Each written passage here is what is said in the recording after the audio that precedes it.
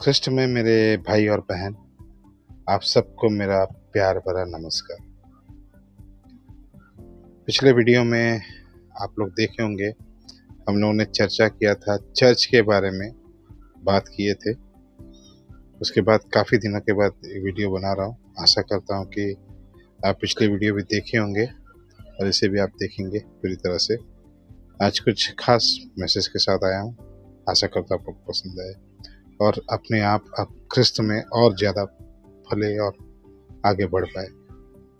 पिछले बार में हम लोग जो पिछले वीडियो में जो हम लोग बात किए थे, उसमें हमने चर्च के असली मायने समझने की कोशिश की थी। शायद आपने देखा होगा, एज पर द बाइबल का रेफरेंस के हिसाब से जो चर्च के रियल मतलब है उसका हम लोग कोशिश की थी जानने के लिए। और हमें बहुत सारी चीज़ें इसके अंदर पता चला था।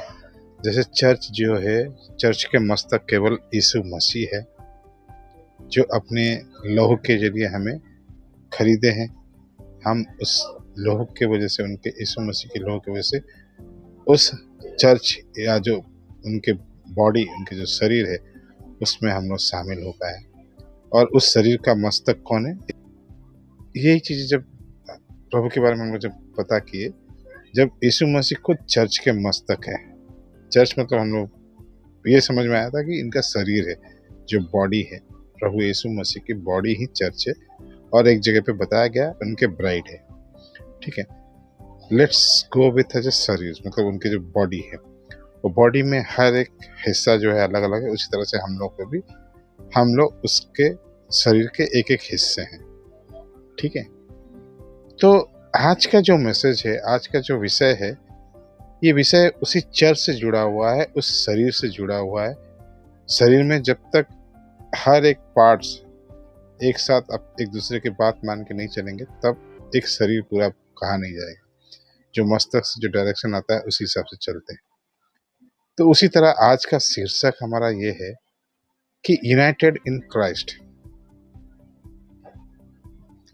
जब हम एक साथ एकता में प्रभु यीशु मसीह में नहीं रह पाएंगे, तब चर्च ऑफ क्राइस्ट का कोई मायने नहीं रहेगा। ठीक है, जब उनका आशा यही है, यीशु प्रभु की आशा यही है कि हम लोग एक साथ इकट्ठा रह के, एकता में रह के, जब प्रभु के दिए गए आज्ञा के हिसाब से आगे चलेंगे, तो हमें उस स्वर्ग राज्य का अधिकार मिलेगा, जिसका उन्होंने वादा किया हुआ है। तो ये सब हम लोग बस ऐसे ही तो बात नहीं कर सकते। हमें पवित्र ग्रंथ बाइबल से कुछ अध्ययन करके उसके बारे में सच्चाई मालूम करना है कि हमें किस हिसाब से चलने से इस जीवन रूप जो मुकुट, हमें जो स्वर्ग राज्य का अधिकार होना है, वो कैसे पा सकेंगे, और इसके लिए क्या क्या कोशिश करना है, कैसे चलना है, इसके बारे में मालूम करेंगे। इससे पहले हम शीर्षक के बारे में बात करें, पवित्र ग्रंथ बाइबल से एक रेफरेंस निकाल के पढ़ते हैं। इफिसियंस 4 अध्याय 4 वचन में, जहाँ पे लिखा हुआ है कि एक ही देह है और एक ही आत्मा, जैसे तुम्हें जो बुलाए गए थे, अपने बुलाए जाने से एक ही आशा है। हमें सबको वो बुलाए, उनके रक्त में हमें धोत करके, हमें उनके शरीर के साथ शामिल करके एक चर्च में बुलाया है, एक ही साथ रहने को दिया है। जब एक ही साथ रहें तो हम उनके पास एक ही आशा है, वो आशा को हमें पूरा करना है, तभी जाके हमें वो स्वर्ग राज्य और जीवन रूप मुकुट मिल सकता है। इसके बारे में, ये जो यूनिटी के बारे में बात हो रहा है, यूनाइटेड इन क्राइस्ट, ये क्या है, एक इंडिविजुअल की व्यक्तिगत तौर पे बात नहीं है, चर्च के बारे में बात है। चर्च मतलब जो एक साथ जुड़े हुए हम व्यक्ति, सबको लेके बात हुआ है। ये बात करने से पहले हमें ये पहले अपने व्यक्तिगत जीवन के बारे में जानना जरूरी है। हमारे जीवन में जो यीशु मसीह का महत्व है, हम उसका किस तरह से फर्ज अदा करते हैं, क्या करते हैं, उसके बारे में जानना जरूरी है। ये जानने से पहले मैं आपको एक बहुत ही फेमस वीडियो यूट्यूब चैनल से कुछ छोटा सा वीडियो क्लिपिंग दिखाना चाहूँगा। आशा करता हूँ आप लोग इसको देखेंगे। और ये जो वीडियो है, इसमें इस तरह के मैसेज देने की कोशिश किया गया है कि अपने व्यक्तिगत स्थिति और हमारे रोज़मर्रा की ज़िंदगी की हर एक पहलू से जुड़ी हुई है ये वीडियो। इसको हम अगर समझेंगे तो आगे जाके हम अपने बारे में जानने के बाद हमारे जो प्रभु यीशु मसीह का जो इच्छा है, जो उनका आशा है, उसके बारे में समझने की कोशिश करें और हम उस हिसाब से कैसे चल रहे हैं, नहीं चल रहे, उसके ऊपर डिस्कस करें। ठीक है, पहले हम ये वीडियो को देखते हैं जिसमें खुद के बारे में हमें अपना आज की स्थिति के बारे में जानने को एक अवसर मिलेगा। आइए इसे देखते हैं।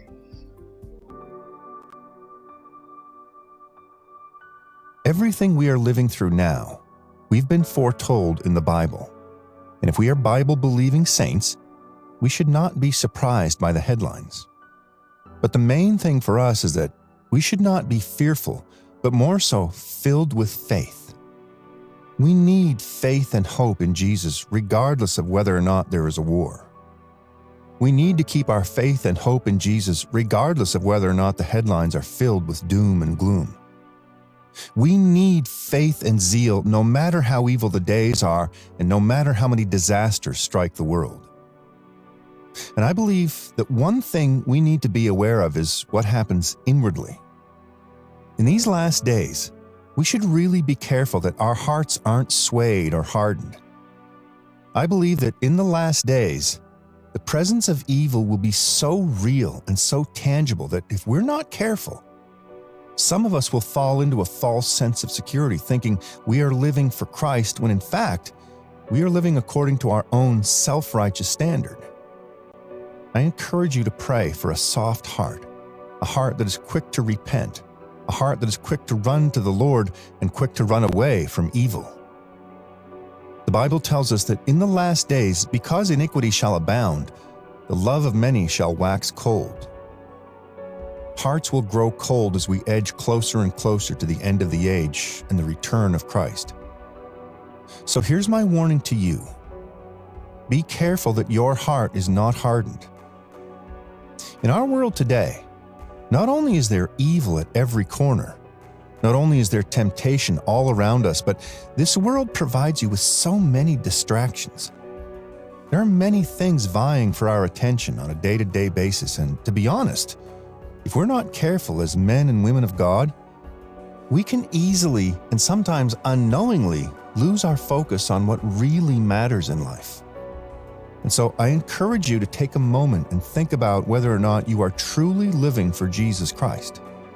Or are you content living life and simply putting Jesus Christ alongside everything and everyone else?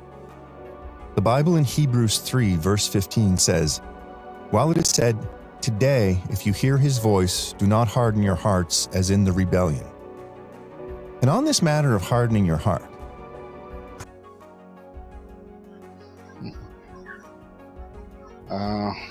मैं समझता हूँ इस वीडियो को थोड़ी देर के लिए रोकने के लिए माफ़ी चाहता हूँ। कुछ बातें यहाँ पे डिस्कशन करने लगा, जैसे यहाँ पे कुछ वचन की बात किया गया है जो पवित्र शास्त्र बाइबल से, इसमें मेन मैसेज ये देने की कोशिश किया गया है, जैसे इब्रानियों 3:15 में जो बताया गया है, यदि आज तुम उसका शब्द सुनो तो अपने मनों को कठोर ना करो, जैसा कि क्रोध दिलाने का समय किया था।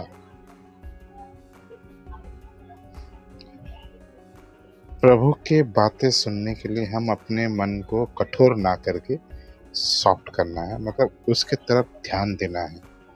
जो बातें बोला जाता है उनके तरफ ध्यान देना है, ताकि हम अपने आप को सिद्ध कर पाए। जो प्रभु जो वाक्य दिए हैं, जो वचन दिए हैं, वो हमारे अच्छाई के लिए दिए हैं, हमें उस जीवन रूप मुकुट तक पहुंचने के लिए कुछ एक मार्ग दिखाएं। ये ना तो खाली नया नियम में बताया गया है, आगे जाके भी पुरातन नियम में अगर राजा सलोमन के द्वारा लिखा गया जो वाक्य वचन है, नीति वचन में हम अगर पढ़ेंगे, वहाँ पे भी ये सही तरह से इसको जिक्र किया गया है। नीति वचन 28:14 में, जो मनुष्य निरंतर प्रभु का भय मानता रहता है वो धन्य है, परंतु जो अपना मन कठोर कर लेता है वो विपत्ति में पड़ता है। इस वीडियो में जो अभी थोड़ा शीर्षक हम लोग देख रहे हैं कि आज के रोजमर्रा जिंदगी में हमें बहुत तरह की चीज़ों से हम घिरे हुए हैं, है ना। तो हम अपना डिसीजंस नहीं ले पाते, हमें क्या करना, हमें जागतिक तौर पे जीना है या प्रभु के रास्ते में जाना है, हमें कभी कभी हम भटक जाते हैं। हमें ज़िंदगी के रोज़मर्रा ज़िंदगी के जो जिस तरह के अपने को दिशा बताता रहता है उसी हिसाब से हम चलते रहते हैं। ठीक है, ये वीडियो में उसी तरह से बताया गया हमें आखिर में कहाँ पहुँचना है, हमारा जो मेन जो चीज़ें हमें पाना है और जिसके लिए क्या करना है, जो गाइडेंस यीशु मसीह दिए गए हैं as a individual, as a व्यक्तिगत के तौर पे हमें वो चीज़ें करना है। जब हम करते हैं तब मेनली करने के लिए क्या है, प्रभु की भय मानना ज़रूरी है। उनके शब्दों को, उनके आवाज़ को, उनके वचन को सुनना है, मानना है, उसी हिसाब से करना है। तभी जाके हम अपने इंडिविजुअल्स करने के साथ साथ ये हर एक व्यक्ति अगर करता है तो प्रभु की इच्छा वहाँ साधन हुआ। क्योंकि शरीर के हम एक हिस्सा है, इस body of the Christ is called church, जिसका हम हिस्सा है। अगर एक जो शरीर का एक हिस्सा अगर मानता है तो दूसरे हिस्से भी उसी हिस्से से मानता है। तो हर एक चीज़ें जब मानते हैं तो साथ में एक एकता आता है, एक ही बात होता है। जो हमें जहाँ पहुँचना है उसके लिए पहुँचने का रास्ता मिलता है। ये वीडियो में क्लियरली यही बातें बता रहा है ना। तो आगे जाके इसके बारे में और चर्चा करेंगे। हमारा जो है शीर्षक है यूनाइटेड इन क्राइस्ट, वाक्य के जरिए पवित्र ग्रंथ के हिसाब से आगे जाके और भी इसका वचन समझने की कोशिश करेंगे। जो आगे थोड़ा सा वीडियो रुका है उसको आप देख लीजिए, फिर उसके बाद हम आगे बढ़ेंगे। Thank you.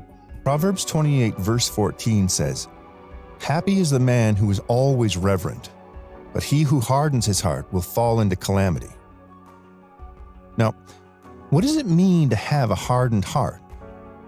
It means spiritual blindness. It means insensitivity towards God's beauty and glory. It means chasing after our own desires instead of the things of God. A hardened heart rejects God. But thankfully, in His mercy, God has offered to change our hearts. Since the beginning of time, God has been drawing us toward Himself. Even when we stubbornly ignore Him, He doesn't walk away. He never gives up on us. In the book of Matthew, Jesus compares His second coming to a great wedding feast, a joyful celebration of the perfect union between Jesus Christ and His bride, the church. And so we are invited to the greatest dinner banquet of all time. Have you responded to that invitation? Or are you putting it off until the last minute? Maybe you've become deafened to the sound of Him knocking. Maybe your attention has been captured by other things like work and finances and romantic love. Those things seem important until you realize that they are only temporary. And when your life is over and Jesus returns, they will no longer be of any value. We all think we have more time to get right with God. But the truth is that life is short. Tomorrow is not guaranteed. Everything we do today matters on an eternal level. If Jesus came back today, would you be ready? Would you be able to say that your heart was firmly set on Christ? Now is the time to place your faith in Jesus. And so today, if you hear His voice, don't harden your heart. Instead, allow Him to come in and change your life forever. Welcome back to gospel of church of Christ. जैसे कि हम इस video में देखे और कुछ बात समझे, वो ये है कि कल का किसी को क्या कोई पता नहीं, कल क्या हो किसी को कोई पता नहीं, मतलब कल का कोई गारंटी नहीं हुई इस वीडियो में जो हम देखे। और हमें यीशु मसीह के दोबारा आने का जो जश्न है उसमें शामिल होना है, और ख़ास करके यीशु मसीह के उनके ब्राइड जो चर्च के बारे में बताया गया है उसके परफेक्ट यूनियन के जश्न में शामिल होना है। यही हमारा आगे का लक्ष्य है, जो इस वीडियो में थोड़ा बहुत इसका जिक्र होता है। ख़ास करके हमें उनके आवाज़ को और वचन को सुनना है और उसके हिसाब से चलना है।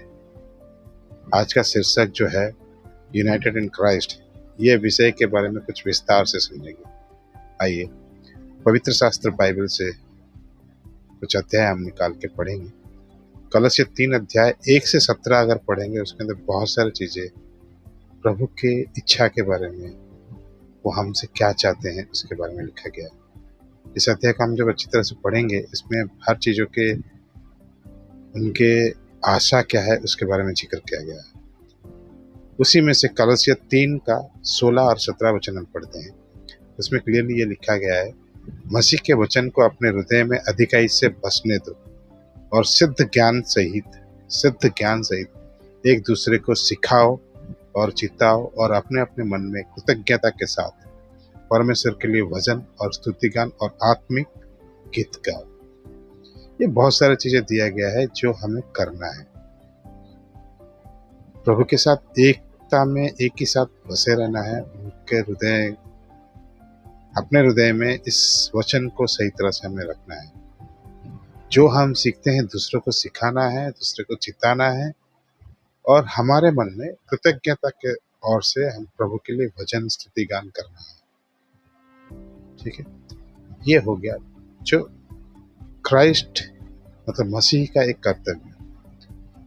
वचन से ये काम से जो कुछ भी करो सब प्रभु यीशु के नाम से करो, और आगे जो 17 में लिखा हुआ है, और उसके द्वारा परमेश्वर पिता का धन्यवाद करो। प्रभु यीशु मसीह के द्वारा हमें प्रभु पिता परमेश्वर का धन्यवाद करना है। यही बातें यहाँ पे कहा गया है। आगे जाके और एक वचन निकाल के पढ़ेंगे जो इस यूनाइटेड इन क्राइस्ट मतलब प्रभु में एकता के बारे में, मसीह में एकता के बारे में इसकी बात को सिद्ध करता है। 1 कुरिन्थियों 1 अध्याय 10 वचन में पढ़ेंगे। वहां पे क्लियरली क्या लिखा गया पढ़ते हैं। हे भाइयों, मैं तुमसे यीशु मसीह जो हमारा प्रभु है उसके नाम के द्वारा विनती करता हूँ कि तुम सब एक ही बात कहो और तुम में फूट ना हो, परंतु एक ही मन और एक ही मत होकर मिले रहो। एक ही मत, एक ही मन होकर मिले रहो। यहाँ पे यूनियन की बात की है, यूनिटी की बात की है, यूनाइटेड इन क्राइस्ट की बात की है। एक ही बात करना है, एक ही मत में रहना है, एक ही साथ प्रभु के वाक्य के साथ जुड़े रहना है। यहाँ पे यूनिटी की बात की गई है किनके द्वारा? सेंट पॉल के द्वारा। कुरिन्थियों जो संघ के लिखे गए वचन के अंदर यहाँ पे बताया गया। हमारा मसीह यही चाहते हैं कि हम एक ही बात करें, यूनिटी में एक साथ रहे, जिसके लिए उस यूनिटी के लिए प्रभु यीशु मसीह ने हमारे लिए प्राण गवाए थे, अपने लहू बहाए थे। इस बात को दोबारा बाइबल में दोहराया गया है 2 कुरिन्थियों 13 में। अतः हे भाइयों, आनंदित रहो, सिद्ध बनते जाओ, धैर्य रखो, एक ही मन रखो, मेल से रहो और प्रेम और शांति का दाता परमेश्वर तुम्हारे साथ होगा। मेल से रहना है, प्रेम से रहना है, एक ही मन में रहना, एक ही मन होकर रहना है, तभी हमारे साथ परमेश्वर रहेंगे। और हमें धैर्य रखना है, सिद्ध बने रहना है। इसी बात हमें आगे लेके जाएगी। और एक वचन में हम लोग पवित्र शास्त्र बाइबल से निकाल के पढ़ेंगे, एफिसी 4 अध्याय 12 और 13 में, जिससे पवित्र लोग सिद्ध हो जाएं और सेवा का काम किया जाए और मसीह की देह उन्नति पाए। आगे पढ़ते हैं। जब तक कि हम सबके सब विश्वास और परमेश्वर के पुत्र की पहचान में एक ना हो जाएं और एक सिद्ध मनुष्य ना बन जाए और मसीह के पूरे ढील ढोल तक ना बढ़ जाए। कितने प्यारा वचन है, बताइए। हमें मसीह के देह में उन्नति पाना। मसीह की देह क्या है? जो हमें पहले पढ़े थे, प्रभु की देह मतलब चर्च, शरीर, जिस शरीर का हम एक एक अंग प्रत्यंग है, उस देह में हमें उन्नति मिलना है। जैसे शरीर की वृद्धि होता है, जैसे हमको किसी इंसान के शरीर की वृद्धि पाने के लिए, बच्चे की वृद्धि पाने के लिए उसको अच्छी तरह से पोषण की, आहार की जरूरत होता है। उसी तरह हमारे लिए ये जीवन रूप आहार है। प्रभु के वचन। हमारे अंदर एक ही पहचान है, एक ही देह है, हम एक ही बातें करना है हमें। जब तक हम एक नहीं होते, प्रभु हमारे पास हमें एक्सेप्ट नहीं करेंगे, है ना। और हर वचन में हमें यही देखने को मिलता है कि हम हमेशा एक में कायम रहे,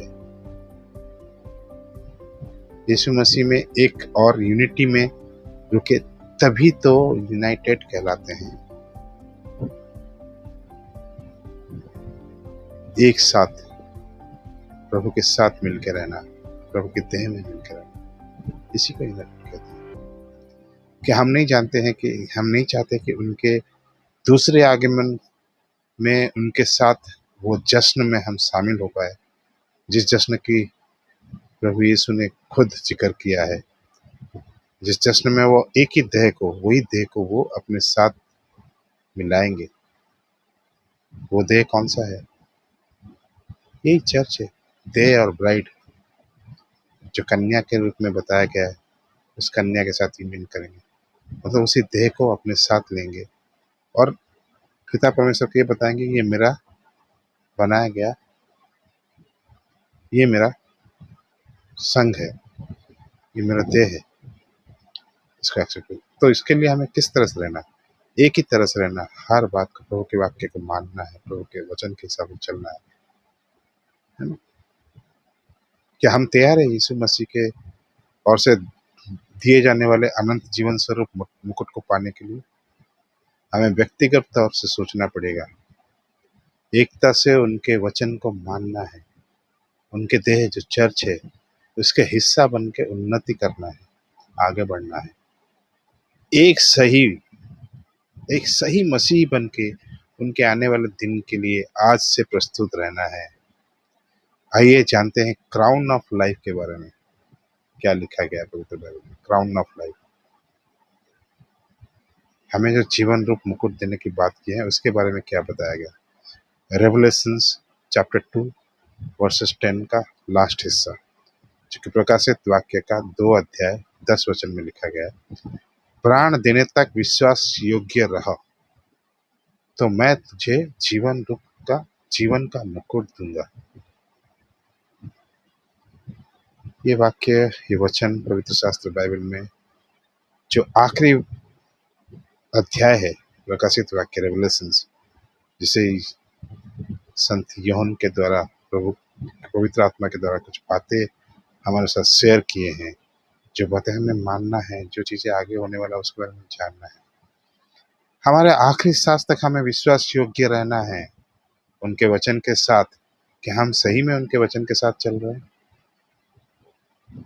या कई चीज और कोई कारण है जो हमें ऐसा करने से रोकता है।